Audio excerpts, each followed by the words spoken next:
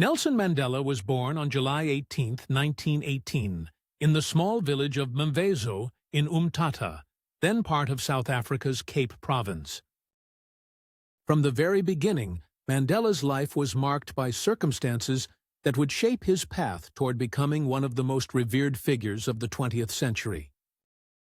His father, Henry Mfakanyiswa Gadla Mandela, was a principal counselor to the acting king of the Thembu people. However, after a dispute with the colonial authorities, Mandela's father lost his status and much of his fortune, propelling young Nelson into a life that would mingle hardship with opportunity. His father's downfall led to Mandela being sent to live with the Thembu regent, Chief Jongintaba Dalindyebo, in Mkekezweni.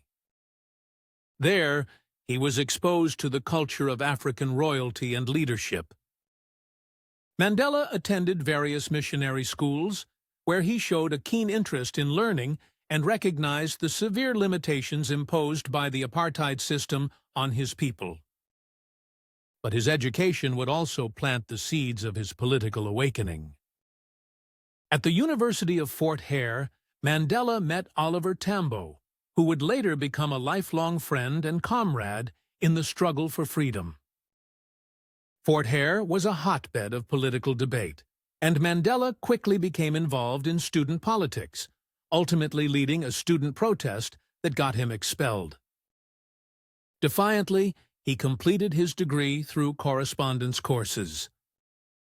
Moving to Johannesburg to escape an arranged marriage, Mandela worked as a night watchman and later as a law clerk while completing his law degree.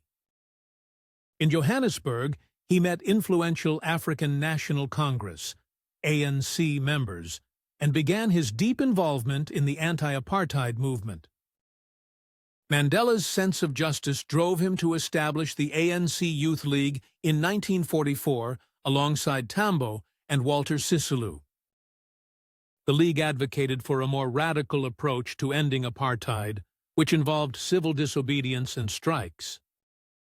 In 1952, Mandela and Tambo opened the first black-owned law firm in South Africa, providing affordable legal counsel to black people facing apartheid-era injustices. Mandela's activities soon caught the attention of the South African authorities. After being arrested and banned multiple times, Mandela and his compatriots adopted even more clandestine methods. In 1961, Mandela co-founded Umkhonto we Sizwe, the armed wing of the ANC, leading sabotage campaigns against government facilities as a form of defiance against apartheid. In 1962, Mandela was arrested and jailed for 5 years for leaving the country illegally and inciting workers to strike.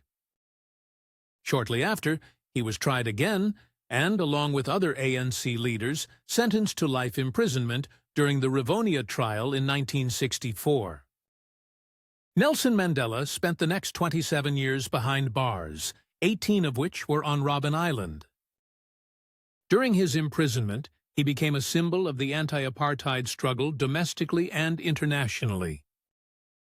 His ability to endure the harsh conditions of prison without breaking, coupled with his capacity for forgiveness, even for his jailers, elevated him to an almost mythical status.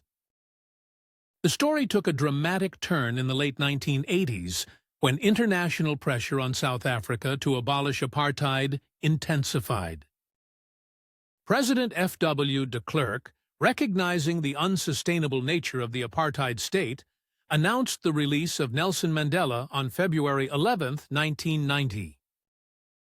Mandela walked out of Victor Verster prison a free man, but the struggle was far from over. The next 4 years saw an intensely negotiated transition from apartheid to a multiracial democracy. Violence was rampant, political divisions were stark, and the nation teetered on the brink of civil war. Yet Mandela's leadership during this turbulent period was exemplary. With remarkable patience, he engaged in dialogues with his former enemies, pushing for reconciliation rather than retribution. In 1993, Mandela and de Klerk were jointly awarded the Nobel Peace Prize for their efforts to dismantle apartheid peacefully.